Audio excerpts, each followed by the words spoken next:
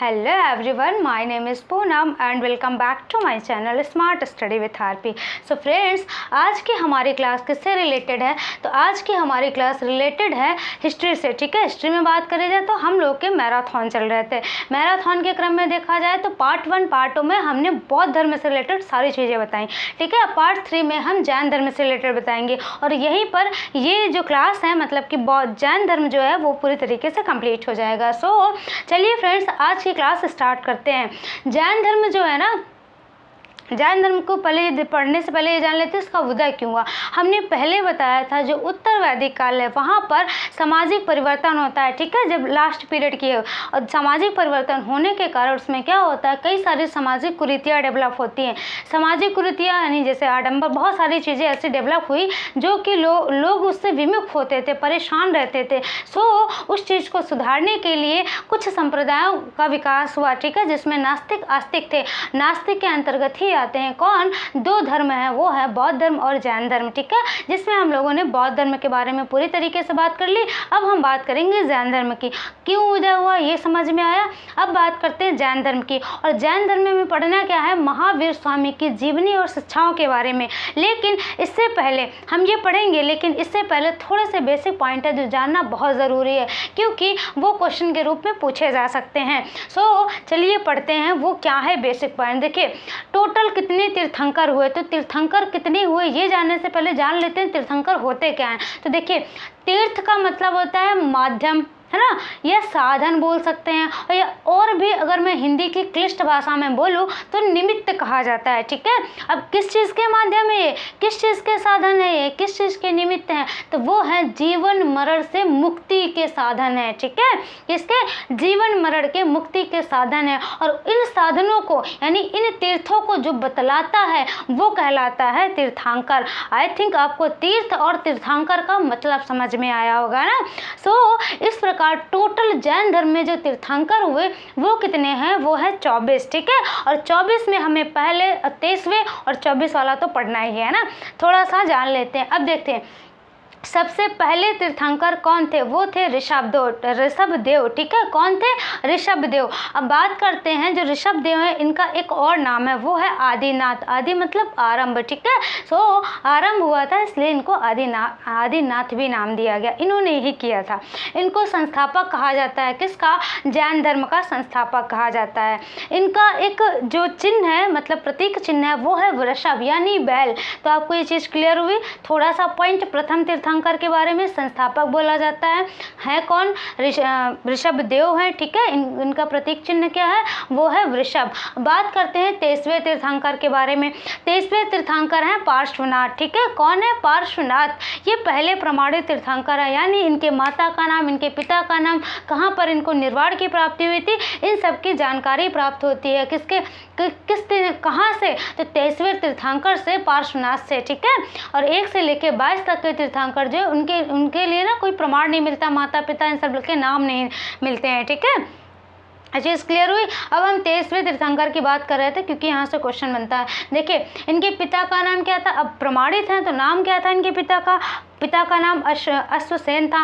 किस वंश से थे, तो इक्ष्वाकु वंश से थे। ठीक है, माता का नाम क्या था, बीवा था, या बोल सकते हैं वामा था। क्या नाम, बीवा या वामा। और इनको निर्वाण की प्राप्ति कहाँ हुई, तो इनको निर्वाण की प्राप्ति संवेद पर्वत पर हुई थी।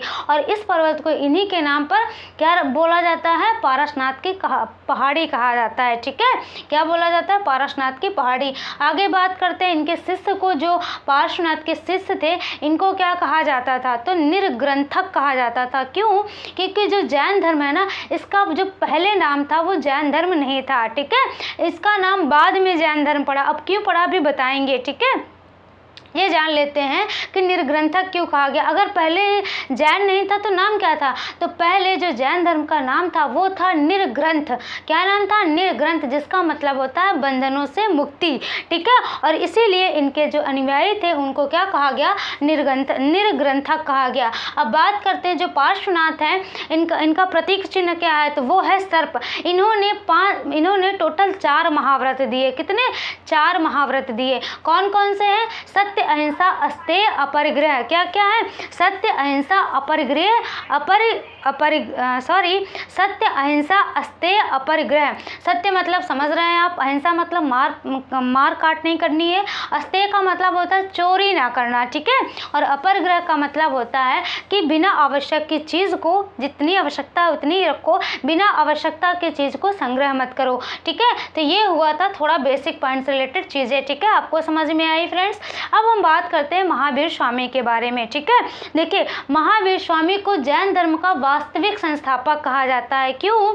यहाँ मैंने लिख रखा है वास्तविक संस्थापक कहा जाता है। क्यों कहा जाता है? क्योंकि इन्हीं के समय में जैन धर्म ज़्यादा अगर देखा जाए प्रसिद्धि प्राप्त हुई तो वो किसके समय में? महावीर स्वामी के समय में। इस वजह से इनको क्या कहा जाता है? वास्तविक संस्थापक बोला जाता है, ठीक है। ये 24वें तीर्थंकर थे, या अंतिम तीर्थंकर की बात करी जाए तो महावीर स्वामी थे। ये चीज़ क्लियर हुई। अब बात करते हैं हम जीवनी के बारे में, ठीक है। जीवनी की बात करते हैं तो इनका जो जन्म हुआ था वो कब हुआ था? तो जन्म हुआ था 540 ईसा पूर्व। कब हुआ था? 540 ईसा पूर्व। ये चीज़ आपको समझ में आई। कहाँ हुआ था? कुंडग्राम वैशाली में।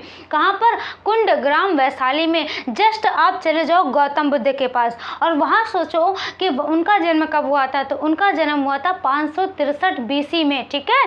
कब हुआ था? 563 BC। कहाँ? लुम्बिनी वन कपिलवस्तु, ठीक है, वहाँ पर हुआ था। इनका कब हुआ? 540 में हुआ। कब? 540। कंपैरिजन करके पढ़ेंगे तो दिमाग में रहेगा, ठीक है। अब आगे बात करते हैं। कुंडग्राम वैशाली मैंने बता दिया। इनके बचपन का नाम था वर्धमान, ठीक है। क्या नाम था? वर्धमान। और बात करी जाए गौतम बुद्ध के तो उनका नाम था सिद्धार्थ, ठीक है।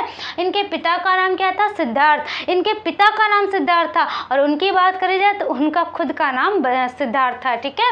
इनके पिता जो थे सिद्धार्थ, ये किस वंश से रिलेटेड थे? तो वो था ज्ञात्रिक कुल के। किससे? ज्ञात्रिक कुल से।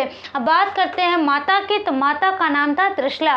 क्या नाम था? त्रिशला नाम था, ठीक है, जो कि किसकी? चेटक की बहन थी। किसकी? चेटक की बहन। और ये कौन थे? तो ये लिच्छवी के राजा थे, लिच्छवी नरेश थे, ठीक है।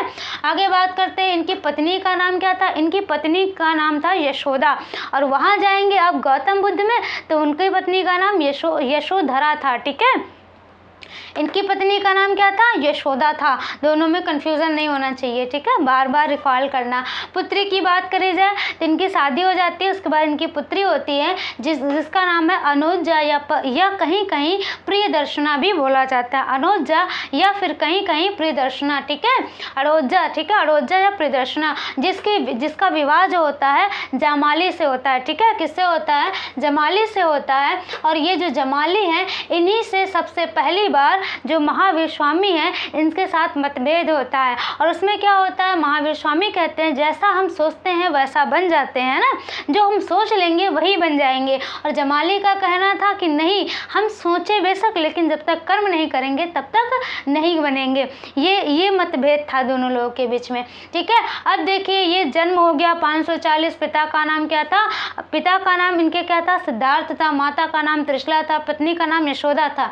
पुत्री का नाम अड़ोजा या प्रदर्शना था, ठीक है। अब गृह त्याग की बात करते हैं। इन्होंने घर कब छोड़ा? तो देखिए इनके भाई थे जिनका नाम था, दो भाई थे, एक थे नंदीवर्धन और एक सुदर्शन करके नाम था, ठीक है।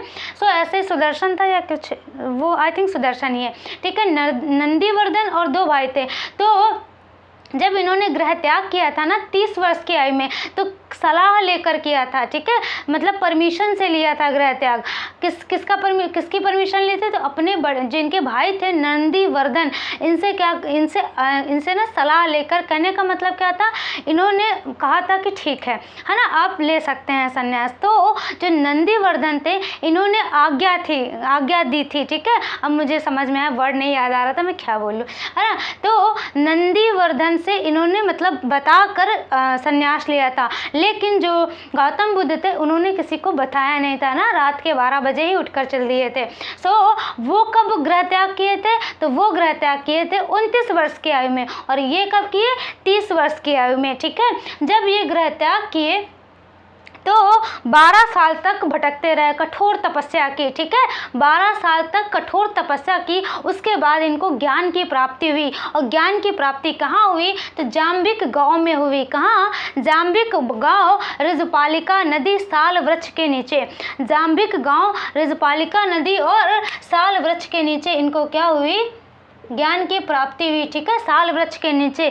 कब? 12 साल बाद। और उनकी बात करी जाए तो वो 6 साल बाद, उनको 35 वर्ष की आयु में ज्ञान की प्राप्ति हुई थी गौतम बुद्ध को। लेकिन इनकी बात करी जाए तो इनको 12 साल बाद, ये 30 वर्ष में घर से बाहर निकले थे, है ना, संन्यास ग्रहण किए थे। और उसके बाद ज्ञान की प्राप्ति इनको जाम्बिक गांव में, जाम्बिक गांव के रिजपालिका नदी के किनारे इनको साल वृक्ष के नीचे ज्ञान की प्राप्ति हुई। और ज्ञान की प्राप्ति हुई तो कौन सा ज्ञान प्राप्त हुआ? तो वो था कैवल्य, ठीक है, सर्वोच्च ज्ञान। कौन सा? कैवल्य, ठीक है, इसकी प्राप्ति हुई। तो कैवल्य जिस प्रकार वहाँ पे मोक्ष है, मोक्ष थोड़ा अलग है, कैवल्य थोड़ा अलग है, ठीक है। जो कैवल्य है इसका मतलब होता है आत्म चेतना, ठीक है, खुद से रिलेटेड है, और वो थोड़ा भक्ति से रिलेटेड है, भगवान पे आस्था, प्रेम पूर्ण विश्वास, है ना, खुद को बिना किसी शर्त के क्या कर देना, समर्पित कर देना। और ये है आत्म चेतना से रिलेटेड। तो कैवल्य और मोक्ष में इतना सा डिफरेंस है थोड़ा, ठीक है। तो इनको सर्वोच्च ज्ञान की प्राप्ति, जिसको क्या कहते हैं, कैवल्य कहते हैं, ठीक है। और कहाँ पर इनको ज्ञान की प्राप्ति? जाम्बिक गांव में, रिजपालिका नदी थी, और उसके बाद कौन सा वृक्ष था? तो शाल वृक्ष था। और गौतम बुद्ध की बात करी जाए तो पीपल का वृक्ष था, ठीक है। अब इनकी बात करी जाए तो ज्ञान प्राप्ति के बाद इनके कुछ नाम रखे गए। नाम क्या था? जिन था। पहला क्या था? जिन। जिन का मतलब होता है जो व्यक्ति अपनी इंद्रियों पर विजय प्राप्त कर लिया हो, उसको क्या नाम दिया गया? जिन नाम दिया गया, ठीक है। जो अपनी इंद्रियों पर विजय प्राप्त कर लेता था उसको क्या बोलते थे? जिन बोलते थे। और जिन ये सबसे पहले किसने प्राप्त किया था? तो महावीर स्वामी ने प्राप्त किया था। इन्हीं के समय में जो ये जैन धर्म था, जिसको पहले निर्ग्रंथ बोला जाता था, अब क्या कहा जाता था? अब बोला जाने लगा जैन धर्म। जिन से बना जैन धर्म। तो आपको समझ में आया कि जैन कब बना, ठीक है। ये हुआ जिन के बारे में। इनको निर्ग्रंथ भी कहा गया, यानी बंधनों से मुक्ति, ठीक है। महावीर तो आपको पता है, महावीर कहा गया। पहले इनका नाम क्या था? पहले वर्धमान था, बाद में इनका महावीर स्वामी नाम पड़ा, ठीक है, महावीर। महावीर का मतलब जैन ग्रंथ जो है उसमें क्या है? तो उनका वहाँ पर मतलब है साधना के प्रति समर्पण। ऐसे महावीर मतलब जो वीर हो, है ना। लेकिन यहाँ पर महावीर का मतलब है साधना के लिए जो समर्पित हो, है ना, साधना के प्रति समर्पण, ठीक है। ये इतनी चीज़ आपको समझ में आई। अब जब इनको ज्ञान की प्राप्ति हो गई तो इन्होंने सोचा कि हम अपने ज्ञान का प्रचार प्रसार करेंगे। प्रचार प्रसार करने के क्रम में सबसे पहले जो ज्ञान इन्होंने दिया किसी को, वो थे जामाली, यानी इन्हीं के दामाद, ठीक है। इनको इन्होंने क्या किया? पहला शिष्य बनाया, ठीक है। अब देखिए, पहला शिष्य बनाया और पहला उपदेश कहाँ दिया? तो पहला उपदेश दिया था राजगृह में। कहाँ दिया था? राजगृह में। अगर बात करी जाए गौतम बुद्ध की तो उन्होंने सारनाथ में दिया था। सारनाथ में जो पहला उपदेश दिया था उस घटना को धर्म चक्र परिवर्तन कहा जाता है, ठीक है। और यहाँ बात करें महावीर स्वामी ने जो पहला उपदेश दिया था राजगृह में, उसको, उस घटना को एक पर्टिकुलर नाम दिया गया है। वो नाम क्या है? वो है वीर शासन उदय। क्या बोला गया है? वीर शासन उदय। इतना समझ में आया फ्रेंड्स। अब आगे बात करते हैं हम। जो महावीर स्वामी थे इन्होंने मतलब महिला को भी उपदेश दिए थे, ठीक है, ज्ञान दिया था। जो पहली प्रथम महिला कौन सी थी जिनको इन्होंने ज्ञान दिया? वो थी चंदना, ठीक है। और कहीं कहीं चंदना ऐसे करके एक और नाम कुछ है, चंदना बोला गया, ठीक है। अब देखिए इनका प्रतीक चिन्ह है महावीर स्वामी का, वो है सिंह। क्या है? सिंह। अब इनकी मृत्यु का टाइम आता है ना। अब ये कब मरते हैं? यानी कि महावीर स्वामी की मृत्यु कब होती है? तो इनकी मृत्यु होती है 468 BC में। कब होती है? 468 ईसा पूर्व बोलो या फिर BC बोलो, ठीक है, बात एक ही है। कहाँ पर होती है? पावापुरी में होती है। अगर गौतम बुद्ध की बात करी जाए तो 483 में हुई थी, ठीक है। कहाँ पर हुई थी? कुशीनगर में। इतनी सारी चीज़ें आपको क्लियर हुई होंगी। आई थिंक ये सारी चीज़ें क्लियर हुई होंगी। एक बार थोड़ा सा ये वाला क्विकली रिवाइज कर लेते हैं, फिर आगे की चीज़ें बताते हैं शिक्षाएँ क्या थी, ठीक है। देखिए महावीर स्वामी जो थे 24वें तीर्थंकर थे। इन्हें वास्तविक संस्थापक कहा जाता है, ठीक है। इनका जन्म 540 ईसा पूर्व में कहाँ हुआ था? वैशाली के कुंडग्राम में हुआ था। इनके पिता का नाम क्या था? पिता का नाम था सिद्धार्थ, ठीक है। और जो माता का नाम था वो वामा था, या कहीं कहीं विवा दे रखा है। ये इनके पिता जो थे ज्ञात्रिक कुल से थे, मैंने बताया। पत्नी का नाम यशोदा था। पुत्री का नाम क्या था? पुत्री का नाम अड़ोजा या प्रियदर्शना कहीं कहीं बोला जाता है। इनकी शादी जमाली से हुई थी, और जमाली से ही सबसे पहले महावीर का थोड़ा सा मतभेद हुआ था। वो क्या था कि मैंने बताया कि महावीर स्वामी का कहना था कि हम जैसा सोचते हैं वैसा बन जाते हैं। लेकिन जमाली का कहना था कि नहीं, अगर हम सोचते हैं, काम नहीं करते हैं, कर्म नहीं करते हैं तो उसका कोई मतलब नहीं है, हम नहीं बन सकते, है ना। तो बात सही भी है तरीके से देखा जाए। अब देखिए, ये अपने एक भाई थे, मतलब 2 भाई थे इनके, तो नंदीवर्धन से क्या करते, आज्ञा लेते हैं और 30 वर्ष की आयु में ये क्या कर देते हैं, गृह त्याग कर देते हैं। ठीक है, गृह त्याग करके ये 12 साल तक कठोर तपस्या करते हैं। उसके बाद इनको ज्ञान की प्राप्ति होती है। कहाँ पर इनको ज्ञान की प्राप्ति होती है, तो वो है ऋतुपालिका नदी साल वृक्ष के नीचे जाम्बिक गांव में इनको ज्ञान की प्राप्ति होती है। कौन सा ज्ञान? सर्वोच्च ज्ञान प्राप्त होता है जिसका नाम है कैवल्य। ठीक है, अब बात करते हैं ज्ञान प्राप्ति के बाद इनको क्या कहा गया, जिन कहा गया। जिन का मतलब होता है जो अपनी इंद्रियों पर विजय प्राप्त कर ली हो। और सबसे पहले विजय किसने प्राप्त करी थी? महावीर स्वामी ने प्राप्त करी थी। इसीलिए इन्हीं के समय से जैन धर्म को पहले निर्ग्रंथ कहा जाता था, बाद में इनको जिन कहा जाने लगा। मतलब जैन धर्म को बाद में क्या कहा जाने लगा, निर्ग्रंथ से जैन कहा, जिन और जिन से जैन कहा जाने लगा। ठीक है, अब आगे बात करते हैं। निर्ग्रंथ कहा गया बंधनों से मुक्ति, जिसका मतलब होता है महावीर कहा गया। महावीर क्यों कहा गया? इसका मतलब होता है साधना के प्रति समर्पण। ठीक है, बचपन का नाम इनका क्या था? वर्धमान था। इनकी जब ये ज्ञान प्राप्त कर लिए तो सबसे पहले किसको उपदेश दिए? तो जमाली को दिए थे। ठीक है, सबसे पहली महिला कौन थी? चंदना थी। पहला उपदेश इन्होंने कहाँ पर दिया? तो पहला उपदेश दिया था राजगृह में। ठीक है, इस घटना को क्या कहा जाता है? तो इसे कहा जाता है वीर शासन उदय। इनके जो प्रतीक चिन्ह है वो है सिंह। ठीक है, क्या है? सिंह। ये सब इंपॉर्टेंट है फ्रेंड्स। ठीक है, मृत्यु की बात करी जाए तो कब होता है? 468 BC में। कहाँ? पावापुरी में। तो ये हुई इनके जीवनी से रिलेटेड बात। अब फ्रेंड्स हम आगे बात करते हैं शिक्षाओं से रिलेटेड। ठीक है फ्रेंड्स, बने रहिए, सारी चीज़ें आज का आज ही मिल जाएंगी। ठीक है, अब हम बात करते हैं किससे रिलेटेड। देखिए होता क्या है,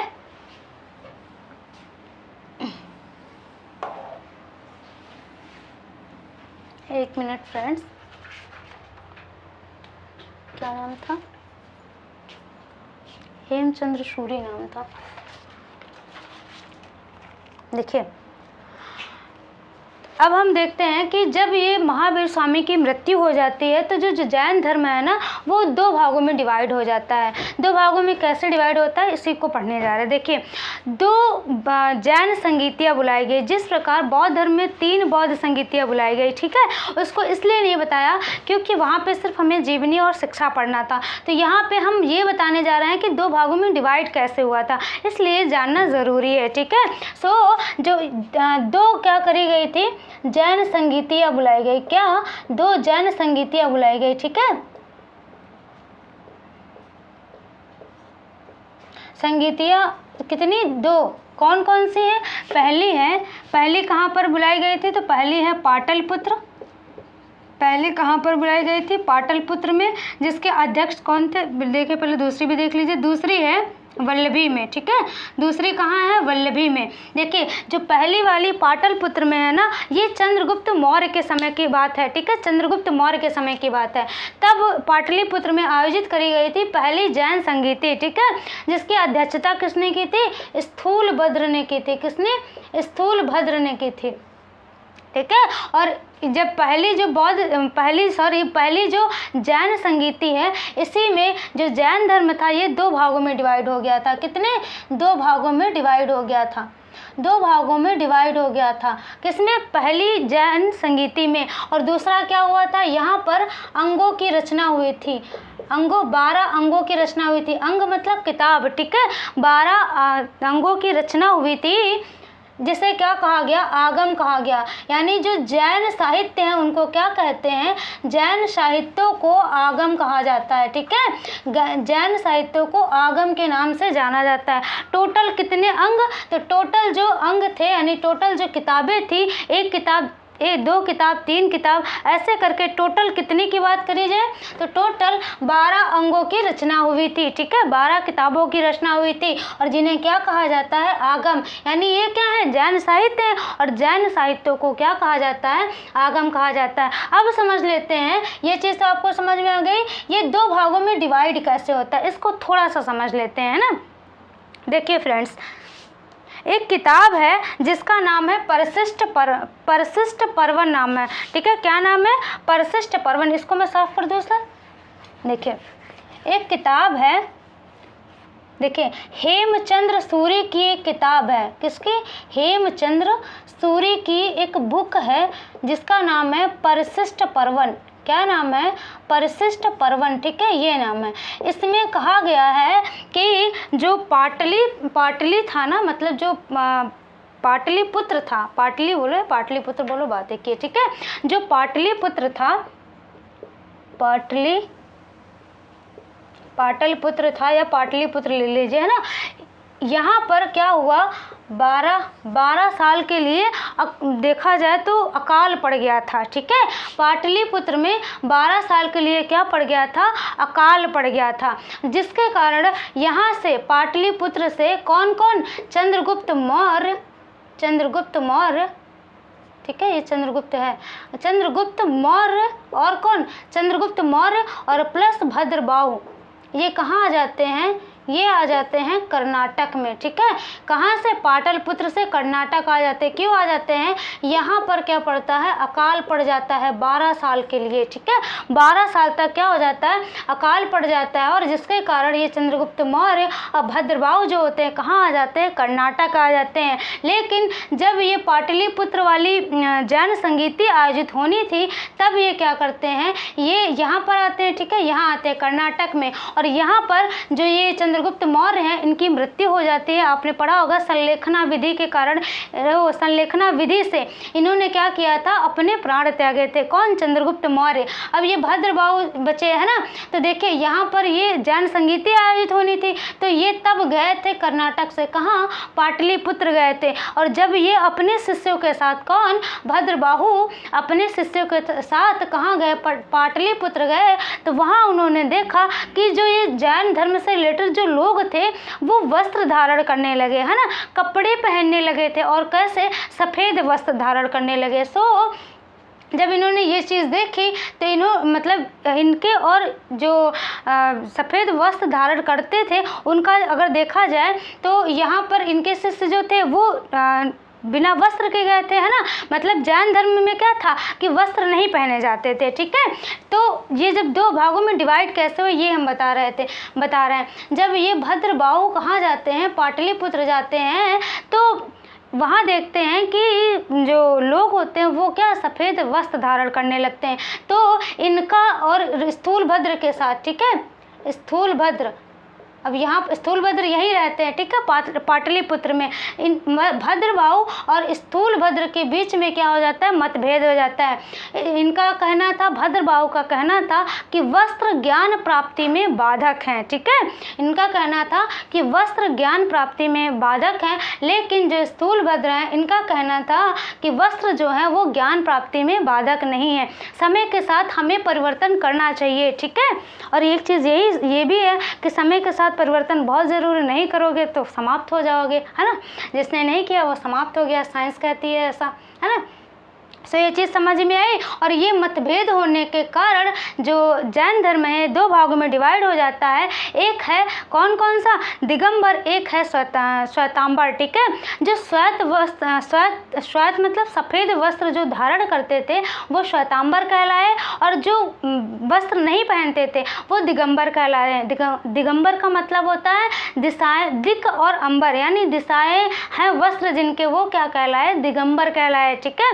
ये नग्न रहते थे। तो ये चीज़ आपको समझ में आई। क्या कारण है 2 भागों में डिवाइड हुआ? कारण क्या था? वो कपड़े पहनने लगे थे, सो मतभेद हो गया इन लोगों के बीच कि ऐसा नहीं हो सकता, आप लोगों ने ऐसा क्यों किया। सो ये चीज़ समझ में आई। अब देखिए जो वल्लभी है इसकी बात करी जाए, है ना, वल्लभी की बात करते हैं, ठीक है फ्रेंड्स। वल्लभी की जो यहाँ पर अध्यक्षता किसने करी थी? स्थूलभद्र ने की थी। और जो वल्लभी में जो आयोजित करी गई थी दूसरी जैन संगीति, उसकी अध्यक्षता किसने की थी? अध्यक्षता, ठीक है, मतलब किसने की थी अध्यक्षता? तो वो किए थे देवर्षि क्षमा श्रवण। नाम क्या था? देवर्षि क्षमा श्रवण, ठीक है। क्या नाम था? देवर्षि क्षमा श्रवण। इन्होंने करी थी द्वितीय जो जैन संगीति थी उसकी अध्यक्षता की थी, ठीक है। और इसमें किसकी रचना हुई? तो इसमें हुई उपांगों की रचना, ठीक है। किसकी हुई? उपांगों की रचना हुई। और यहाँ पे अंगों की रचना हुई, ठीक है। उपांगों की रचना हुई, कितने? 12 उपांगों की रचना हुई। यहाँ पर 12 अंगों की रचना हुई, यहाँ पर 12 उपांगों की रचना हुई। तो ये चीज़ थोड़ा सा जानकारी में था, सो मैंने सोचा कि उसको बता देते। देखिए, जैन धर्म की सबसे प्राचीनतम जो शिक्षा थी उसको क्या बोलते हैं? सुतबा बोलते हैं। जैन धर्म की सबसे प्राचीनतम लिख लीजिए फ्रेंड्स कहीं पर, प्राचीनतम जो सबसे प्राचीनतम शिक्षा थी उसका नाम था सुतबा। अब शिक्षा से रिलेटेड है तो सारी चीज़ें हम बता रहे हैं, ये हम सारी चीज़ें शिक्षा से रिलेटेड बताने जा रहे हैं, ठीक है। शिक्षा को क्या बोलते हैं? सुतबा। सबसे प्राचीन जो शिक्षा थी उसको सुतबा बोलते हैं। उसके बाद है अंग के बाद है उपांग, ठीक है। अंग के बाद क्या है? उपांग है। सुतबा हो गया, अंग हो गया, उपांग हो गया। ये सारी चीज़ें आपको समझ में आई। जो जैन साहित्य उनको क्या कहा जाता था? आगम कहा जाता था। तो आई थिंक ये सब समझ में आया होगा। अब लीजिए शिक्षा से रिलेटेड क्या क्या पॉइंट हमें याद रखने हैं जैन धर्म में, उसकी बात कर लेते हैं, ठीक है। चलिए फ्रेंड्स, बात करते हैं शिक्षा से रिलेटेड। देखिए, हम शिक्षा की बात करते हैं तो इन्होंने भी 3 रत्न दिए थे, ठीक है। जिस प्रकार बौद्ध धर्म में 3 रत्न थे, बौद्ध धम्म, है ना, इस तरीके से करके, वैसे यहाँ पर भी त्रिरत्न थे, ठीक है। वो त्रिरत्न क्या है? वो है सम्यक ज्ञान, सम्यक दर्शन, ठीक है। क्या क्या है? सम्यक ज्ञान है, सम्यक दर्शन है और सम्यक आचरण है। पहला है त्रिरत्न में सम्यक ज्ञान, ठीक है, सम्यक ज्ञान। दूसरा है सम्यक दर्शन और सम्यक आचरण। ये 3 त्रिरत्न बताए गए जैन धर्म में, ठीक है। क्या है? सम्यक आचरण, ठीक है। ये शिक्षा से रिलेटेड सारी चीज़ें हैं, ये हो गया। और क्या चीज़ है? और है 5 महाव्रत हैं इसमें, ठीक है। 5 महाव्रत बताए गए। कितने? 5 महाव्रत। 5 महाव्रत बताए गए, जो कि देखिए पार्श्वनाथ ने टोटल कितने बताए थे? 4 बताए थे। 5वां जो किसी ने जोड़ा था वो थे महावीर स्वामी। सो इम्पॉर्टेंट है ये, ठीक है। मैंने बताया था कौन है? सत्य, दूसरा है अहिंसा, ठीक है, और तीसरा क्या है? अस्तेय, दिख रहा है आपको? अस्तेय है। और उसके बाद चौथा जो है वो है अपरिग्रह, ठीक है। ये इतने किसने बताए थे? इतने बताए थे पार्श्वनाथ ने। और 5वां जो जोड़ा था वो महावीर स्वामी ने जोड़ा था, जिसका नाम क्या है? उसका नाम है ब्रह्मचर्य, ठीक है। ब्रह्मचर्य है, ठीक है। ये है क्या चीज़ है? ब्रह्मचर्य है 5वां। ये सारी चीज़ें हो गई। अब एक नोट पॉइंट में लिख लीजिए, थोड़ा सा इम्पोर्टेंट है। क्या है वो? स्यादवाद और अनेकांतवाद ये किससे संबंधित है? तो ये संबंधित है जैन धर्म से। ये इंपॉर्टेंट क्वेश्चन है, इसलिए उसको मैं यहाँ पर करा रही हूँ, ठीक है। ये किससे संबंधित है? जैन धर्म से संबंधित है। और आगे बात करी जाए, जो जैन धर्म वाले थे ये अहिंसा को सर्वाधिक महत्व देते थे। किसको? अहिंसा को सर्वाधिक महत्व देते थे। जैन धर्म वाले किसको सर्वाधिक महत्व देते थे? तो वो है अहिंसा, ठीक है। आप एक बार स्क्रीनशॉट ले लीजिए अगर लेना चाहते हैं ये सारी चीज़ें। फिर हम आगे कुछ बातें करते हैं। एक चीज़ और लिख लीजिए कि जो जैन धर्म की भाषा थी, ठीक है, जैन धर्म की भाषा जो थी, भाषा वो क्या थी? अर्धमगधी। क्या थी? अर्धमगधी, ठीक है। और बात करी जाए बौद्ध धर्म में तो वो थी पाली भाषा। अर्धमगधी हो गया, ठीक है। क्या है? अर्धमगधी, ये चीज़ हो गई। अब आगे बात करते हैं, आगे क्या है? त्रिरत्न हो गया, सम्यक दर्शन, सम्यक ज्ञान, सम्यक आचरण। 5 महाव्रत हैं, सत्य, अहिंसा, अपरिग्रह और ब्रह्मचर्य। और स्यादवाद, अनेकांतवाद किससे संबंधित है? जैन धर्म से संबंधित है। सबसे ज़्यादा किसको इम्पोर्टेंस देते हैं? सर्वाधिक महत्व किसको देते हैं? तो ये देते हैं अहिंसा को, ठीक है। और भाषा कौन सी है मैंने बताया? तो भाषा है अर्धमगधी। अब आगे बात करते हैं, कुछ बहुत सारी चीज़ें हैं जो जैसे प्रतीक के रूप में था ना बौद्ध धर्म में, वही चीज़ मैं बताने जा रही हूँ। देखिए मैंने बताया भी था, इधर साइड में लिख लीजिए, इधर लिख देते हैं क्या? अच्छा इधर ही लिख देते हैं। देखो ऋषभ देव को किस ऋषभदेव को किससे दर्शाया गया है? वो ऋषभदेव को वृषभ से, सांड से आई थिंक है, ठीक है, वृषभ संकेत है, ठीक है, वृषभ है। और उसके बाद बात करी जाए दूसरा क्या है? दूसरा है अजितनाथ, ठीक है, अजितनाथ, इनको याद रखना है। तीसरा किसको याद रखना है? पार्श्वनाथ मैंने बताया सांप से, ठीक है, पार्श्वनाथ। और महावीर स्वामी की बात करी जाए, चौथा याद रखना है महावीर स्वामी, ठीक है। और इनको किससे? सिंह से दर्शाया गया, ठीक है। चिन्ह इनका क्या है? सिंह। इनका है सर्प। और बात करी जाए अजितनाथ की, तो अजितनाथ का क्या है? वो है हाथी, ठीक है, क्या है? हाथी। तो ये चीज़ आप कहीं पर नोट कर लीजिए। अब आगे देखिए, यहाँ पर अंग कितने थे? 12 थे। अंग कितने? थोड़े से मतलब कि इससे रिलेटेड चीज़ें हैं वो देख लीजिए, जैन साहित्य से रिलेटेड, ठीक है। ये भी उपांग कितने हैं? 12 हैं। प्रकीर्ण कितने हैं? 10 हैं, ठीक है, प्रकीर्ण कितने हैं? 10 हैं। आगे बात करी जाए, छेद सूत्र कितने हैं? छेद सूत्र है और क्या है? छेद सूत्र हो गया, मूल सूत्र हो गया, ठीक है, मूल सूत्र, छेद सूत्र और मूल सूत्र, ठीक है, छेद सूत्र और मूल सूत्र, इनकी संख्या, छेद जो सूत्र है इनकी 6 है और मूल सूत्र के 4 अंक हैं, यहाँ पे 4 है। इसमें क्या बताया गया है? तो इसमें बताया गया है जो जैन धर्म है उसके नियम और आचरण की बात करी गई है, ठीक है। नियम और आचरण की बात किसमें करी गई है? छेद और मूल सूत्र में करी गई है। तो ये कुछ चीज़ें इंपॉर्टेंट थी। अब देखिए एक चीज़ और लिख लीजिए, जो भगवती सूत्र है, भगवती सूत्र, एक है भगवती सूत्र और एक याद रखना है कल्प सूत्र, ठीक है। क्या याद रखना है? कल्प सूत्र।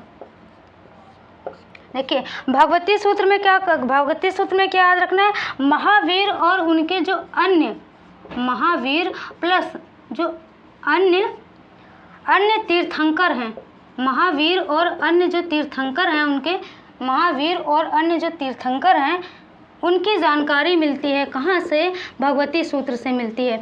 महावीर की और जो उनके अन्य तीर्थंकर हैं, बात करी जाए अन्य तीर्थंकरों की, कहाँ से? भगवती सूत्र से जानकारी मिलती है। अब आगे बात करी जाए कल्प सूत्र की, बात करते हैं। तो कल्प सूत्र में जैन धर्म का प्रारंभिक इतिहास मिलता है, ठीक है। क्या? प्रारंभिक इतिहास, ठीक है, प्रारंभिक इतिहास की जानकारी कहाँ से मिलती है? देखिए हमने बताया जो कल्प सूत्र है उसमें क्या, किस चीज़ की जानकारी मिलती है? तो ये जो जैन धर्म है ना, इसके प्रारंभिक इतिहास की जानकारी कहाँ मिलती है? कल्प सूत्र में। और भगवती सूत्र में महावीर और अन्य तीर्थंकरों की जानकारी मिलती है।